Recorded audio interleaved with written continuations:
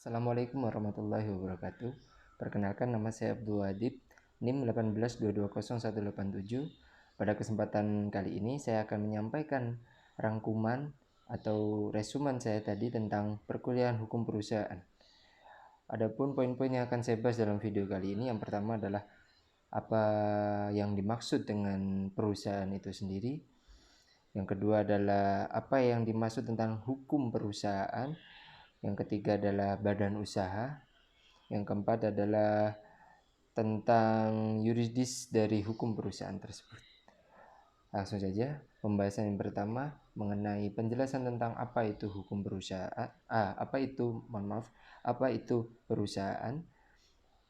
Yang saya sepengetahuan saya, perusahaan itu adalah sesuatu effort atau usaha dalam melakukan jual beli ataupun melakukan kerjasama dengan individual lain untuk memberikan sesama keuntungan yang dilaksanakan di Indonesia dan dalam berbagai bidang apapun.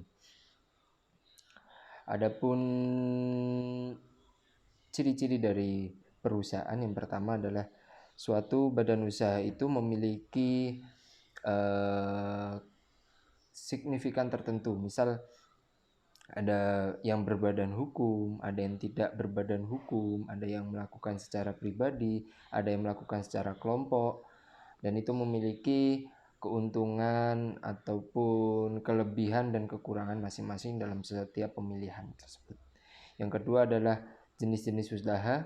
Jenis-jenis usaha ini yang dimaksud adalah dari mana signifikan usaha tersebut akan dilaksanakan, ataupun yang bisa kita sebut lebih ke arah mana usaha itu dijalankan. Misal kita berusaha jual beli sepatu, maka kita secara tidak langsung dikategorikan sebagai bidang usaha dalam luang lingkup fashion.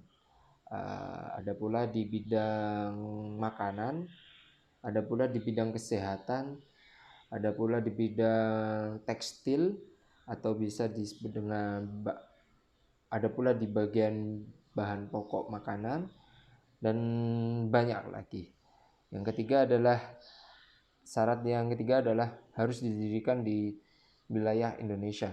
Kenapa? Karena di namanya saja sudah hukum perusahaan di Indonesia, maka secara tidak langsung harus dalam satu wilayah di Indonesia.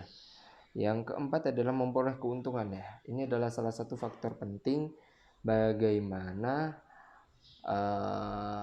sesuatu kegiatan yang kita biasa sebut dengan usaha ini harus menghasilkan sebuah hasil atau keuntungan. Maka ini merupakan salah satu faktor penting di mana apakah dia bisa disebut perusahaan, maka salah satunya harus memiliki atau memperoleh keuntungan. Maka sebab dari itu, sepengetahuan saya, keuntungan itu bukanlah dalam hanya segi uang, melainkan masih banyak lagi keuntungan-keuntungan dalam kegiatan berusaha seperti itu.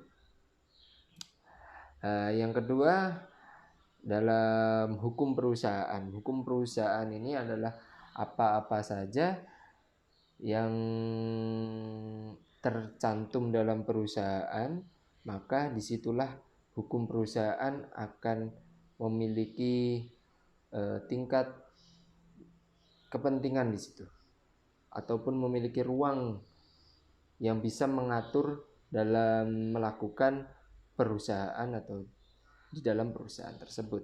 Salah satunya yang bisa mengatur tertulis juga di Indonesia, kita menganutnya di KUH Perdata juga ada, KUH jual beli perdagangan juga ada, dan lain sebagainya, KUH koperasi dan lain sebagainya juga. Dari yang selanjutnya itu badan usaha. Badan usaha itu memiliki 4 yang saya tadi sudah sebutkan, yaitu badan hukum, yang memiliki badan hukum, yang kedua adalah yang tidak memiliki badan hukum, yang ketiga yaitu usaha pribadi, yang keempat adalah usaha kelompok. Yang saya akan jelaskan yang pertama yaitu adalah badan hukum yang bisa kita contohkan secara langsung dalam kehidupan nyata, yaitu sebuah PT yang tidak berbadan hukum, yaitu firma atau CV. Dalam kedua nama ini atau dalam kedua cabang ini memiliki perbedaan, yang dimana yang berbadan hukum ini biasanya di sebuah PT dan CV atau firma ini memiliki kebedaan di antaranya, yang dimana di PT ini salah satunya yang menanggung resiko dari kerugian nanti adalah si PT tersebut, bukanlah orang-orang yang di dalam PT, melainkan beda lagi dengan CV. CV ini biasanya yang akan menimpa kerugian adalah anggota, serta di mana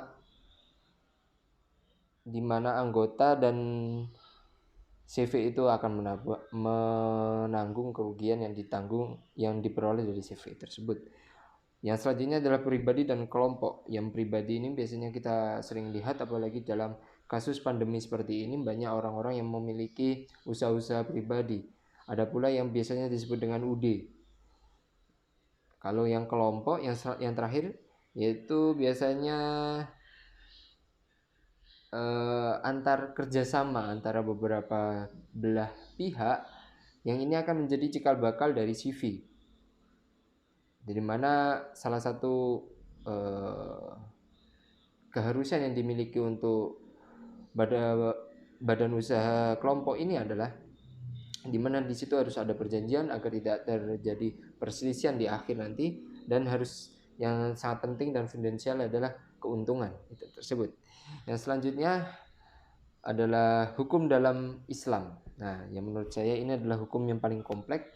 Semuanya sudah tertera dalam Al-Quran dan hadis, di mana di Islam kita tahu sendiri bahwasannya hukum perusahaan di Islam atau hukum perdagangan di Islam tidak mengandung riba, tidak mengandung saling menjatuhkan. Semuanya sudah diatur dalam Al-Quran dan hadis, dan kita akan mempelajarinya sebentar lagi.